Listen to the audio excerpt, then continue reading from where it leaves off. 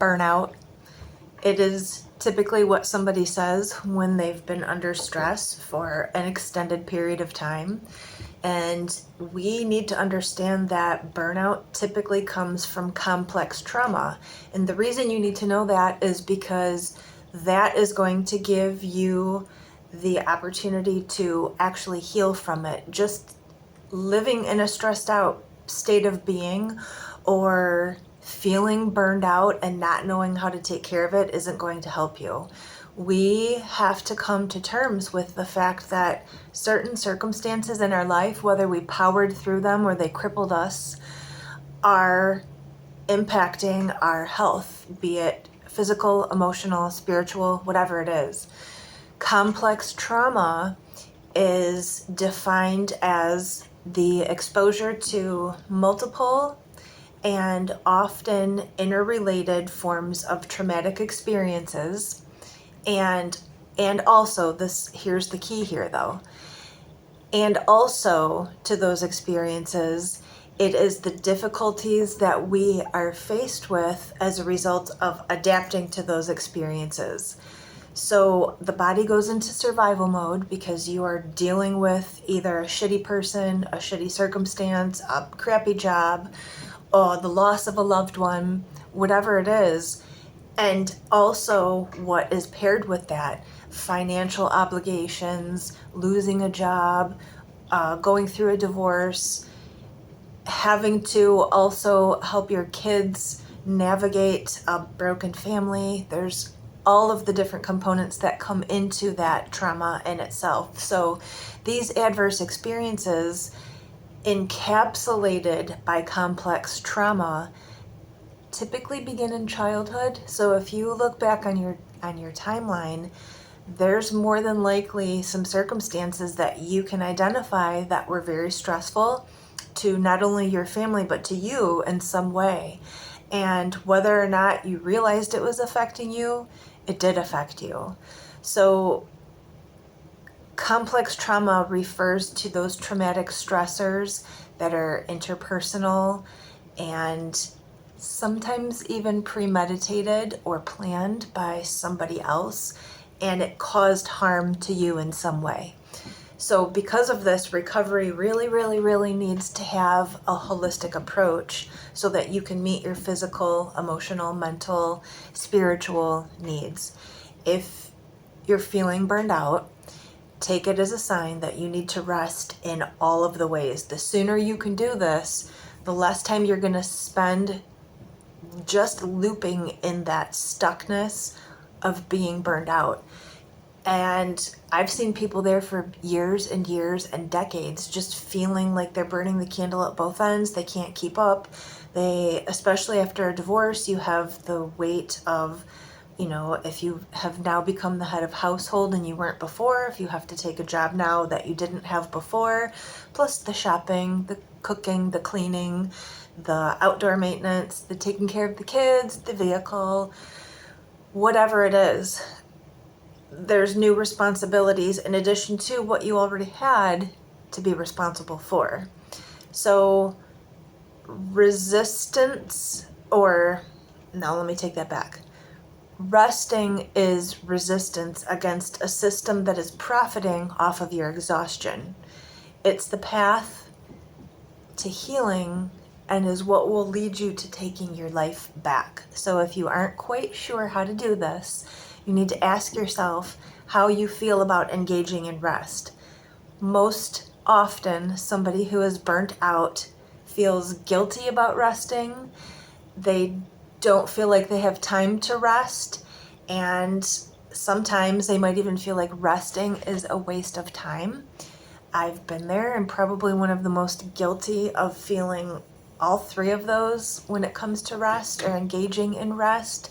I felt unproductive, like I should be doing something when I wasn't, which made rest not very restful for me. So if I was taking a time out from the duties of life, but I sat there feeling like I should be or could be doing something productive, I wasn't actually resting. So if I was feeling resistant, or if you feel resistant to rest, It's quite possible that you've been conditioned to believe that resting is a form of weakness or being lazy.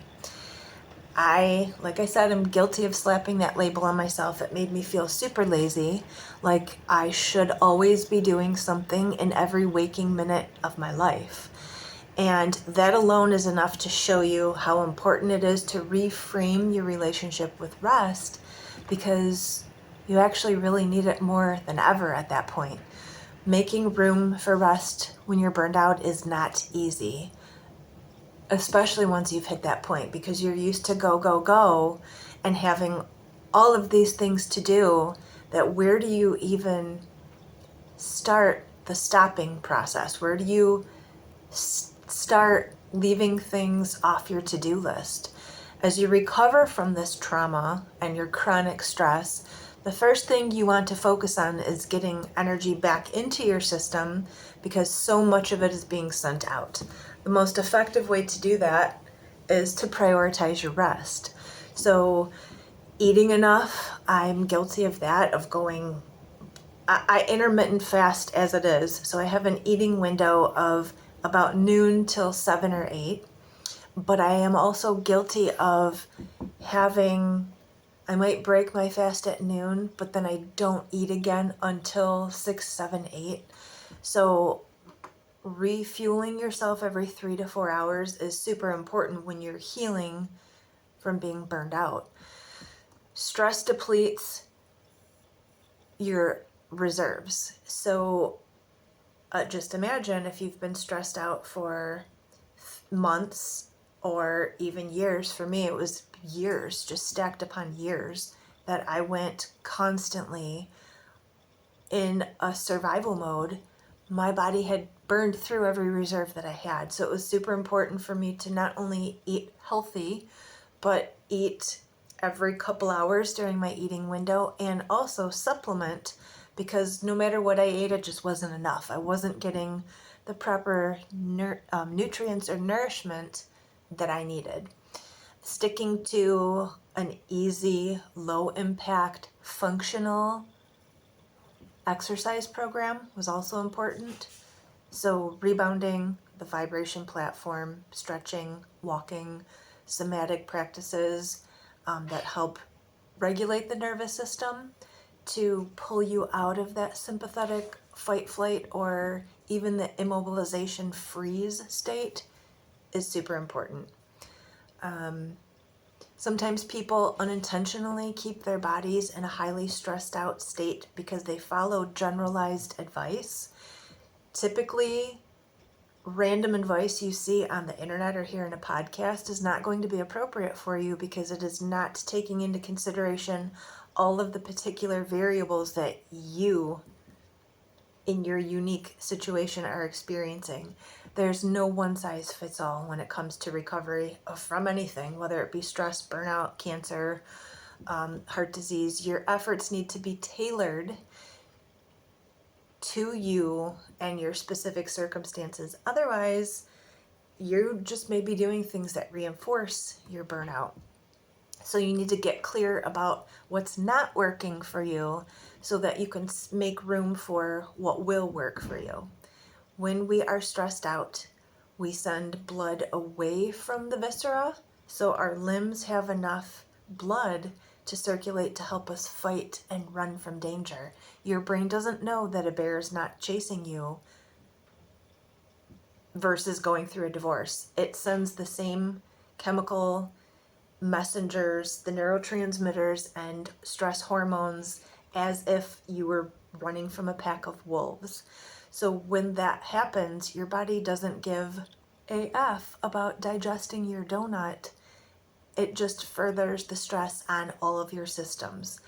But when you're not digesting your food, you're also not absorbing your nutrients from the food. So that creates even more stress on other systems, which is why supplementing with minerals and herbs and different supplements that you can take are super helpful. You can recover from lost time. Sometimes somebody who is stressed out tends to rely on overworking out, taking on other stressors, overworking, under eating, staying up late to recover time that was lost. But your body isn't fooled by that. It adapts to conserving as much energy as it can. So as you are pulling from what you're putting in and you continue to push yourself, it just results in chronic fatigue. So you're going to be super, super tired, crappy digestion, hair loss, skin outbreaks, muscle loss, swelling. So water retention, you will experience bloating that is disguised as weight gain. And you're just going to have really crappy mood swings.